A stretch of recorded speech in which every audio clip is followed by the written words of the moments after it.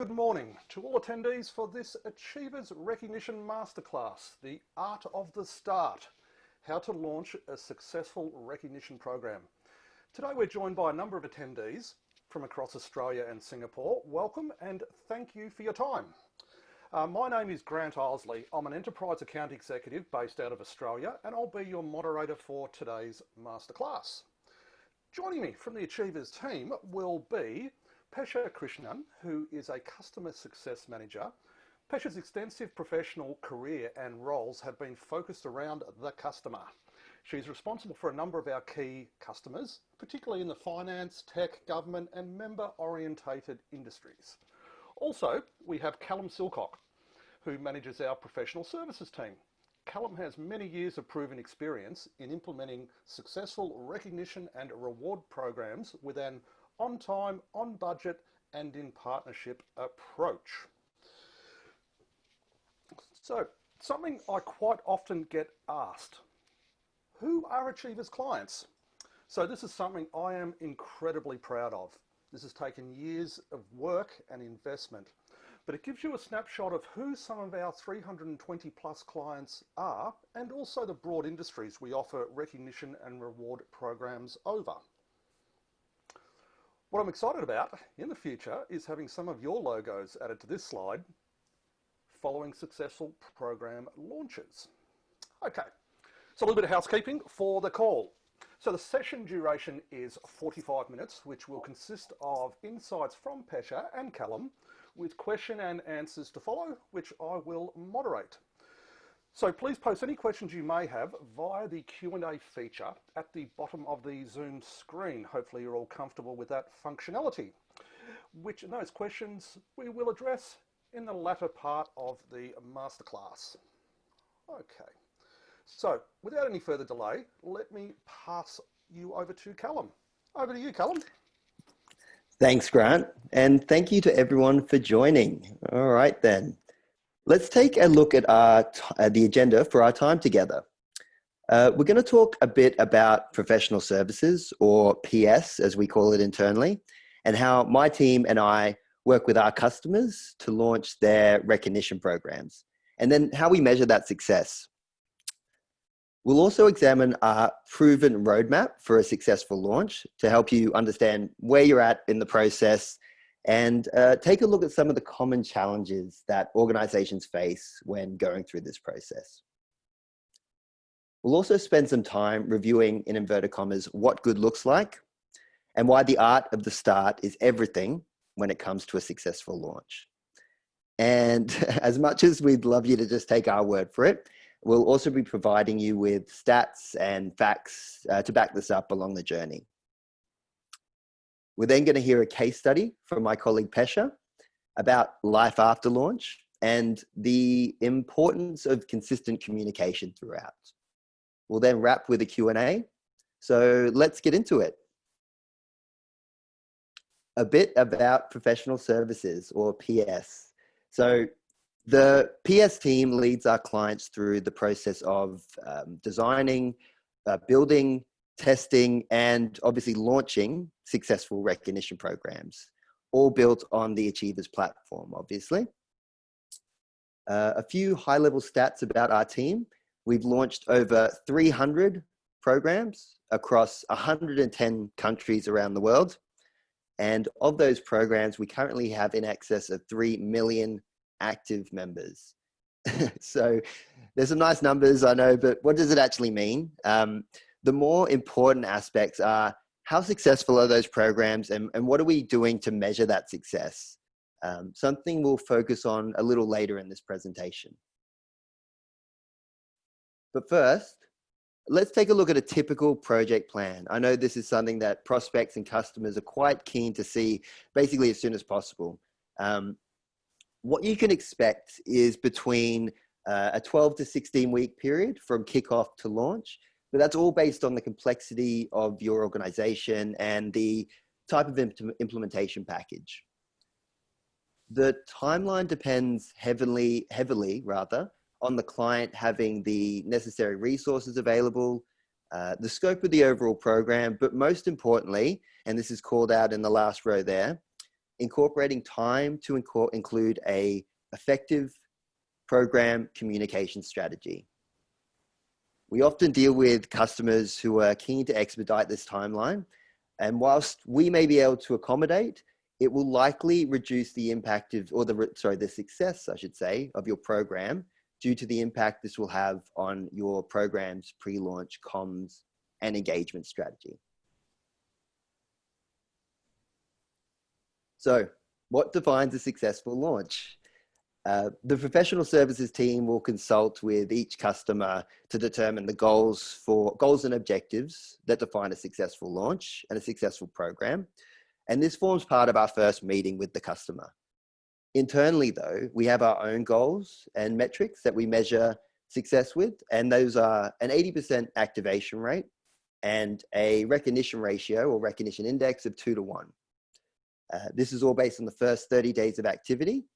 And we'll talk a bit more detail about those stats and why they're based on the first 30 days in the what good looks like part of this webinar. But first, let's just take a moment to see what those stats actually mean. Activation is pretty simple. It's based on when a member logs into the program for the first time. And 80% activation is our benchmark for online customers. This means your employee base is mostly in front of a computer all day. Whereas those organizations which have a largely offline population, meaning they are not in front of a computer all day and they're most likely accessing the portal via our mobile app, we have a benchmark of 60 to 70% for those types of organizations. The recognition ratio, this basically means the number of recognitions created by each activated member on average. So a quick set of achievers maths is if you have, for example, if you have 50 members who have logged in and activated their account and 100 recognition moments have been created, therefore 100 recognition moments divided by 50 activated members equals 2 recognition moments for each activated member, or 2:1 on average. This is coupled with our customer satisfaction survey. And we have a target of above 90%. So let's just stop and take a step back and look at the roadmap to a successful recognition program. What we've seen works consistently is a series of tenets or checkpoints that every organization needs to go through to ensure the successful launch of their recognition program. Skip one of these steps and you can forget about reaching or exceeding those launch metrics we mentioned earlier, or achieving any of your medium to long-term business objectives that you've defined for your program. There are 4 tenets to ensure the success of your recognition program. And I just want to emphasize, this is not just for launch, but for ongoing. So let's take a look. Number 1, secure executive advocacy. Number 2, align the program to your organization, and that relates to objectives and goals. Number 3 is making people leaders accountable. And something we're going to spend a bit of time talking about today is continuous and consistent communication. So where are you at on the journey? Which of these tenets have you already achieved and which ones are you yet to address? It's worthwhile asking yourself a few follow-up questions to better understand this. Starting with, are your executives advocates for the program? So these are people with essentially the loudest voice in your organization and have as much control over the outcome of the program as the team responsible for the implementation. The more active senior leaders are, the more likely their employees are to follow suit. So you cannot undervalue their contribution to the success of the project, both during implementation and at launch, but again, post-launch, life after launch. It's important to first identify who your key influencers are and categorize them accordingly. So you may have senior leaders who have already bought into the project and are an advocate for change and recognition in general, whereas you may have detractors or foes who are yet to understand the impact that recognition can have on their part of the business. Because of this, it's not going to be a one-size-fits-all approach to engaging with executives and senior leaders. Once you've identified and categorized the stakeholders, it's important to understand the value of the project to each executive. It's the, the age-old question, what's in it for me? What are the priorities or challenges for their part of the business? This will allow you to communicate in their language, specifically focusing on the bottom line outcomes of how the program can benefit them. So if you haven't passed this checkpoint, then that's okay. Achievers is here to support with the segmentation of your senior leaders through to providing rebuttals and industry research to help educate and secure those executives as advocates that will be integral to your program success. This flows through to after launch as well, where we senior leaders are encouraged to attend executive program meetings, which effectively focus on the results of the program, the strategy, and other business outcomes.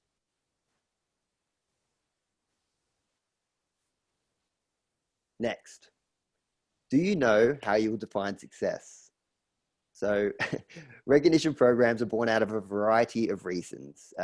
Your organization may have a problem with turnover or attracting the right talent. You may be looking to reduce administrative efforts across the board, or perhaps, and this is a very common one, you've got a new set of company values and you need a way to embed these throughout the organization. It may be one of these examples, all of them, some or none. Every organization is unique. But at the end of the day, you need to be able to define the business problem that you're looking to solve for and understand the scope of what you're trying to achieve. So without being able to define that, the remaining steps to report back the program success to executives and senior leaders, or even knowing what types of behaviors you want to drive becomes quite a challenging task. So we spoke earlier about our own internal metrics and what we use to define a successful launch. Those are your activation rate and your recognition index. And these are input metrics. They're great because they allow our customers to not only measure the adoption and engagement of their program, but it also allows us to compare against other customers and their metrics that are a similar size, industry, and sector. It's also important to have an overarching set of short-term objectives that can be reinforced during the solution design, such as reducing administrative efforts that we mentioned earlier, or a seamless user experience. So that takes us through the implementation and 30 days post-launch. But what about life after launch? What about your core business objectives and priorities that you're looking to address? And this is where your output metrics come into play. So measurable, medium and long-term success metrics. And I emphasize the word measurable, because medium, long-term, or short-term goals for that matter, or any goal, are useless unless you know what your baselines are and how far you aim to shift the needle. That needle may relate to a employee engagement score, your turnover rate, a CSAT, customer satisfaction survey. These are the output metrics that will work with you to understand and define throughout the implementation and at regular intervals after launch, keeping in mind that the objectives that you define at launch may not be relevant in 2 to 3 years' time. Hopefully, you've met or exceeded those objectives and you're ready to bite off bigger and better goals in the future. Next. Are your people leaders engaged and educated on the power of recognition? So we spoke about executive advocacy a few slides ago. While senior leaders are accountable for communicating and modeling the desired behaviors of the organization, people leaders are accountable for leading by example. And this means actively recognizing their employees inside and outside of the platform. And this can be easier said than done, I know, unless, of course, you already have a healthy level of recognition culture within your organization. But the key here is to ensure that people leaders understand the power of recognition and how to use it. So that's where the Achievers team comes in.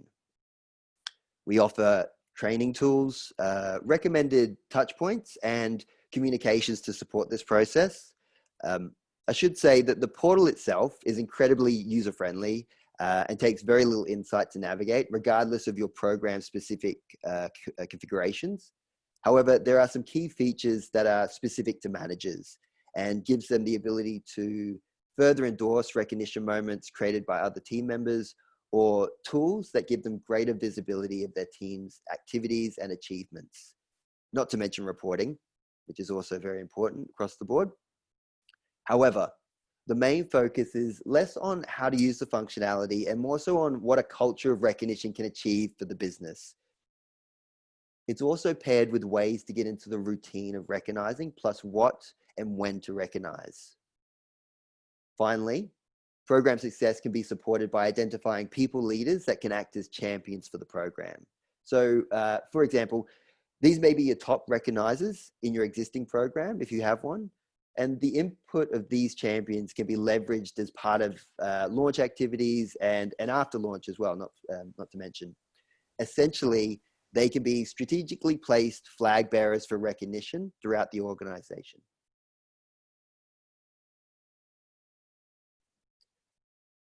Are you committed to consistently communicating your program? Bit of a loaded question, I know, and we're getting to the crux of today's webinar. So there are a few common arguments that we hear from organizations when they are looking to justify why the necessary steps to communicate and engage with employees can be minimized or avoided completely. And if this sounds like you, please see me after class. Starting with this one. The Achievers program will closely mirror our existing program, so we don't need to go through an official launch process.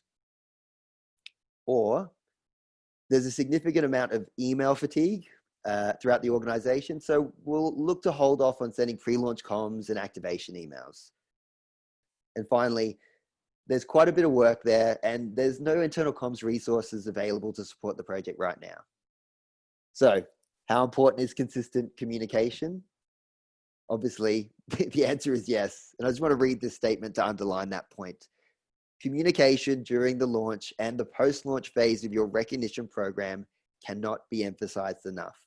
And I know this probably seems quite obvious. I know it does to me, but you'd be surprised how often we hear these arguments.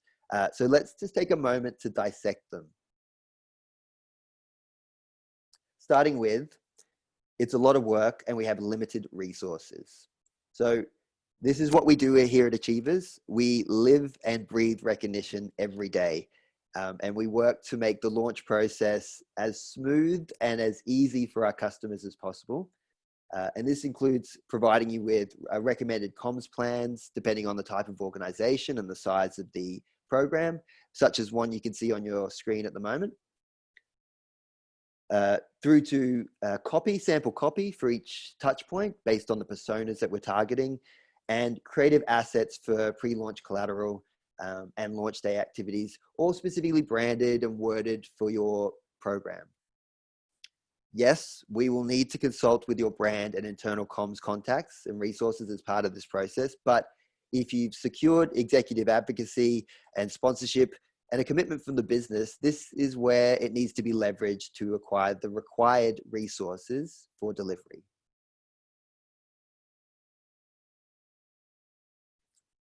It's an upgrade, not an official launch. So this is another phrase or request that we hear from customers during kickoff. We would like to mirror our existing program or as close as possible within Achievers. So in response and throughout implementation in general, there's actually quite a couple of common phrases that we throw around quite a bit. And those are life after launch or the for a walk run analogy. Yes, we care about the employee experience and anchoring any decisions that you make with regards to solution design back to your objectives. And as a customer, you may be committed to best practice with designing with solution design, but you're not quite ready to overhaul your existing framework just yet. Sometimes it's easier to implement a like-for-like solution, particularly when it comes to communicating with a diverse and complex audience, rather than throw it out and start from scratch. Hence the phrase life after launch. It's not always possible to solve everything in one fell swoop, and we'll work with you to define a solution that's most appropriate for your level of maturity at the current, and complexity, I should say, at this current point in time.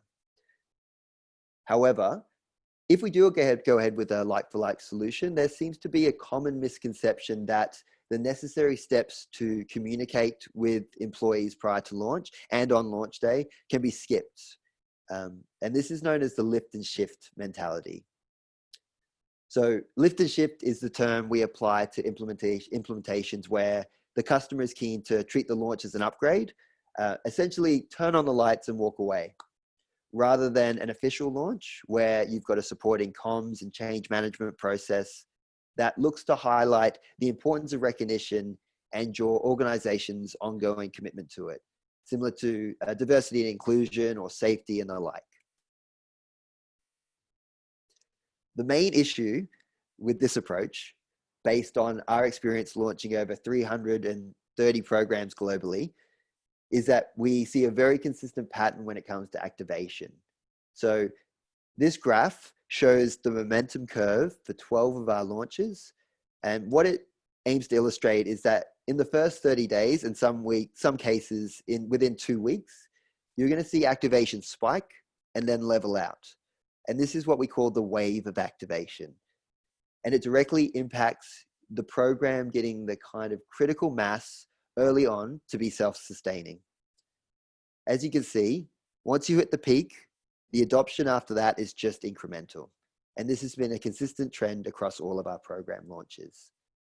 So stop for a second and apply these stats to a lift and shift approach to launching a program where you've taken or done the minimum to drive engagement, and you're essentially fighting an uphill battle to increase adoption after launch.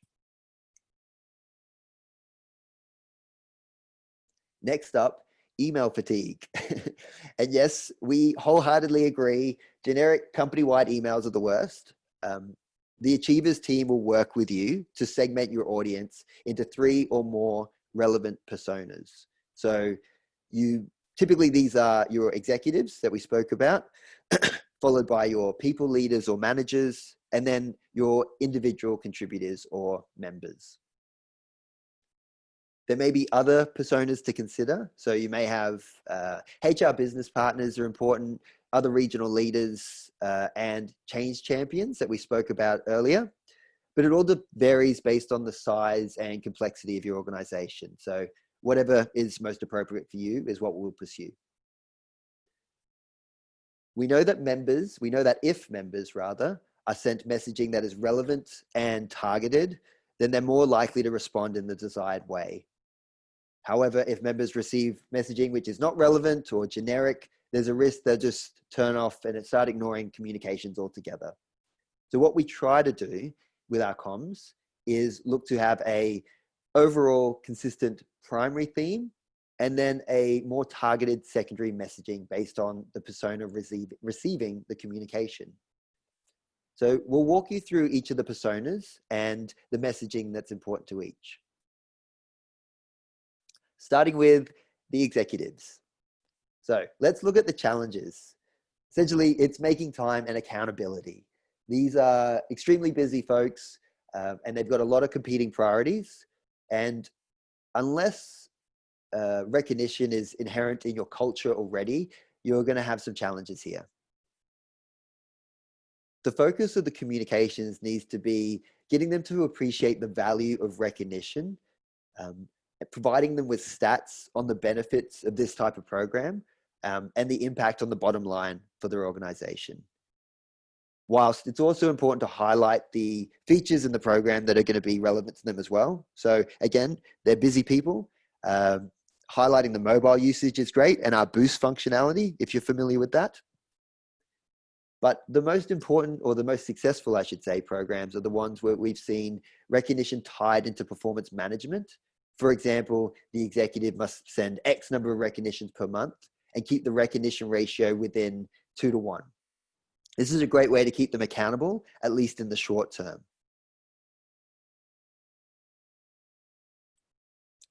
Next up, managers or people leaders. So let's look at the challenges first. Essentially, it's having visibility of their team, both the achievements and their working relationships, and a lack of understanding about how recognition can support with this. So many managers nowadays, particularly in the world of COVID-19, oversee global teams or remote employees and are busy in meetings and don't have time to see exactly what's going on within their team on a daily basis. The recommended focus for the comms is making recognition a habit, number one. Consistently recognizing is challenging unless it's ingrained in your culture, similar to the previous point.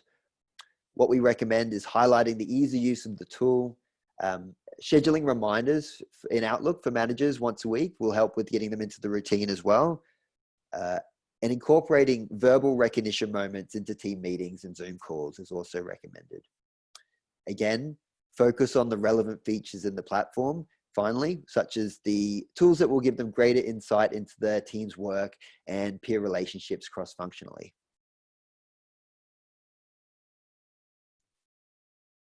And finally, the last key persona is the member or the individual contributor. The challenges is essentially believing that executives and managers support recognition and the overall importance to the organization. Making sure that execs and managers are accountable, like we've been illustrating throughout this webinar, and using the system is going to help with this. So one of the recommended steps is setting a bulk recognition on launch day from an executive or senior leaders is going to help with initial adoption. And the focus, again, the age-old question, what's in it for me? What benefit do I get from using the system? So focus on the catalog items, the range of rewards that we offer, and also the member profile, a way to build their personal brand within the organization. And this can be used during performance reviews or conversations with management. So email is only one component of a comprehensive pre-launch comms plan. So typically we see comms fall into 3 key buckets. You've got your physical, your digital, and your verbal. Physical is things like desk drops, teaser postcards, posters, and brochures. Also recommended for offline environments, and in the digital versions of these is probably more suited to the world of COVID-19 that we work in at the moment. Those digital reminders are things like intranet banners, e-newsletters, digital signage, screensavers, and posts on the intranet. The verbal reminders that need to be paired with these other reminders are things like team meetings, town halls, and circulating the information via your word of mouth through your program champions, through various locations and conference calls. The more communication channels you leverage, the better the overall adoption will be. It's as simple as that. And we recommend a mix of these things in combination with the launch event, which we'll speak to in a moment. Now, if you've ever heard that people need to be reminded 7 times before remembering something, I know that rings true for me. It also rings true for recognition as well. So that it should be no fewer than 7 elements of communication leading up to and during the launch of your program. So we've spoken about audiences and personas and messaging.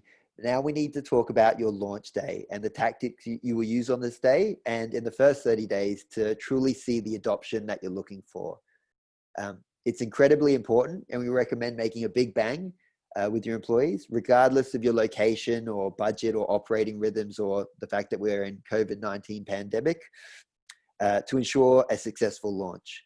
So if you've got a budget, the ability to leverage internal partnerships and corporate sponsorship can be a really great way to do this. So giveaways and competitions. Speaking about competitions, we've had some really good success lately with the naming of programs or the designing of logos to get buy-in from employees and create a bit of sizzle pre-launch. Also branded swag, post-it notes and pens, giveaways and the like. You can get really creative there.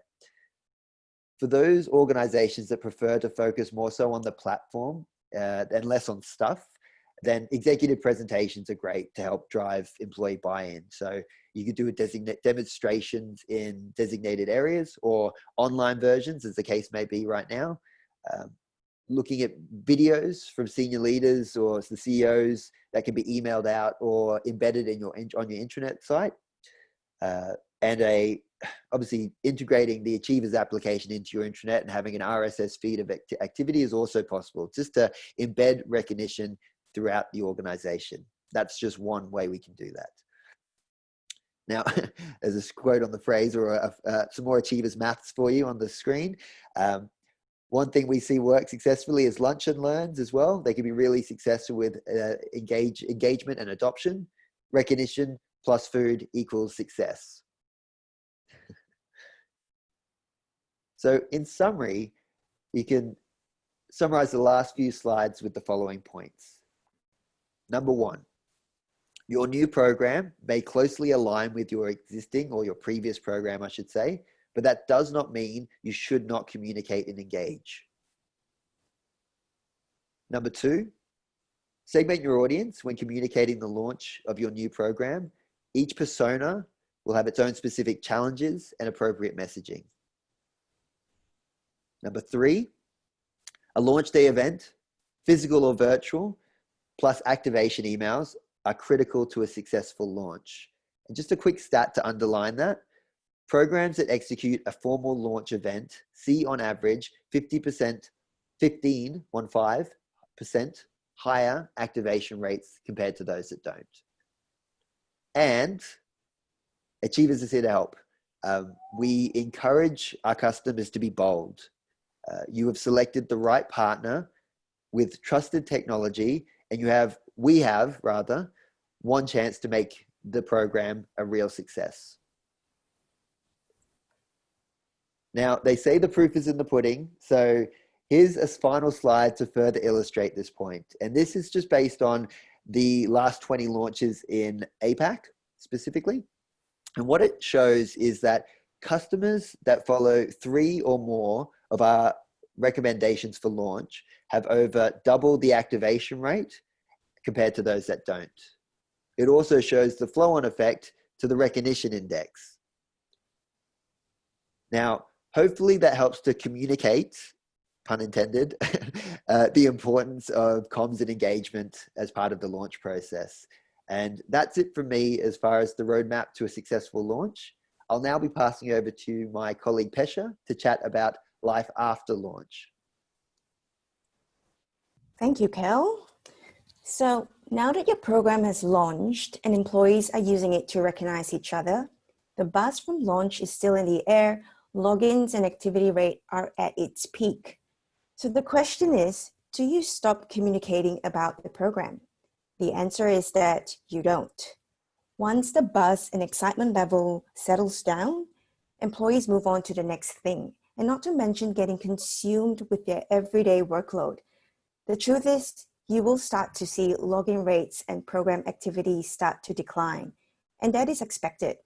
So this is when ongoing communication becomes essential because, first, it reminds employees to continue using the program to give recognition, to remind that it is there.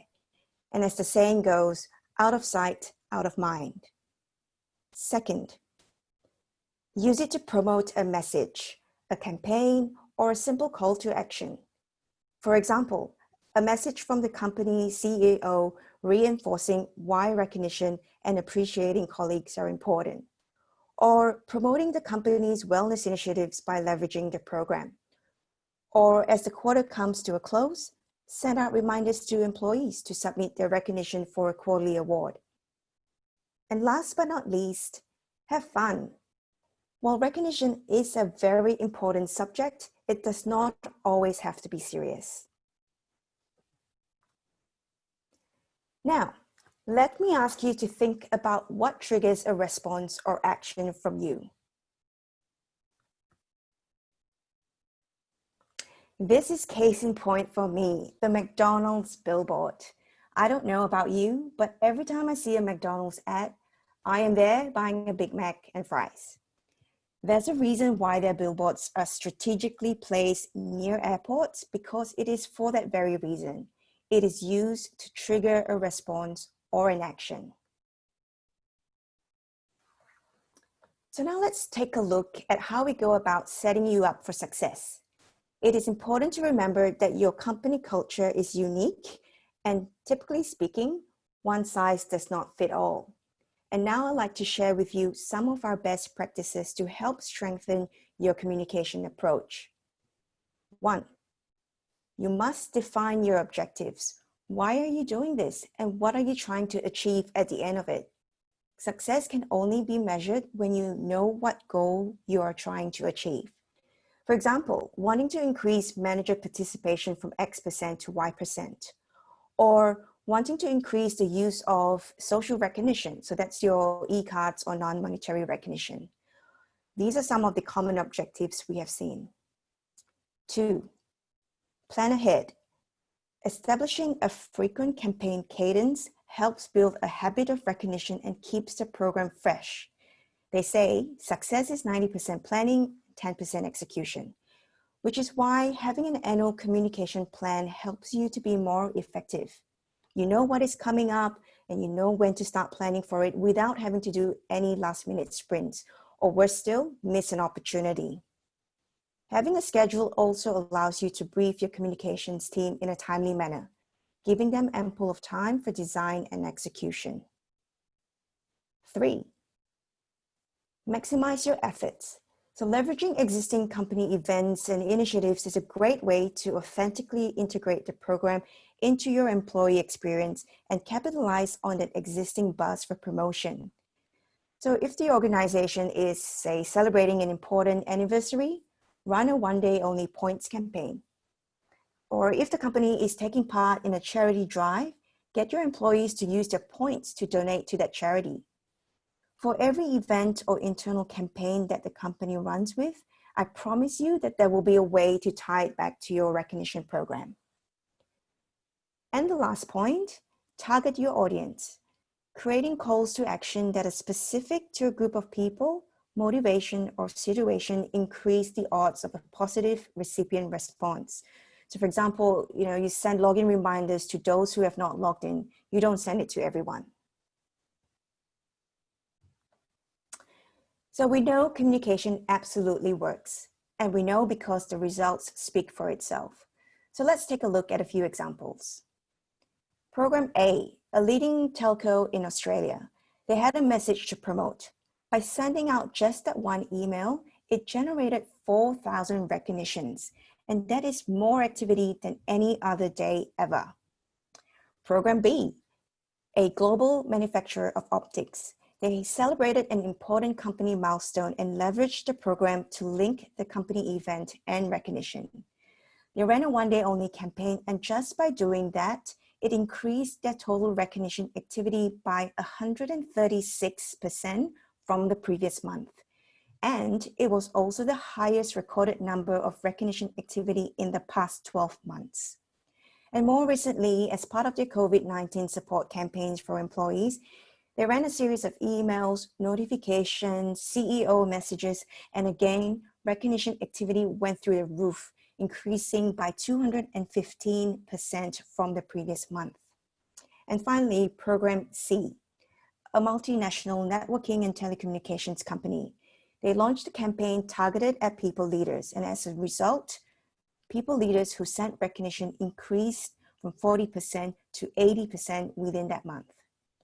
So going back to my earlier point, communication works.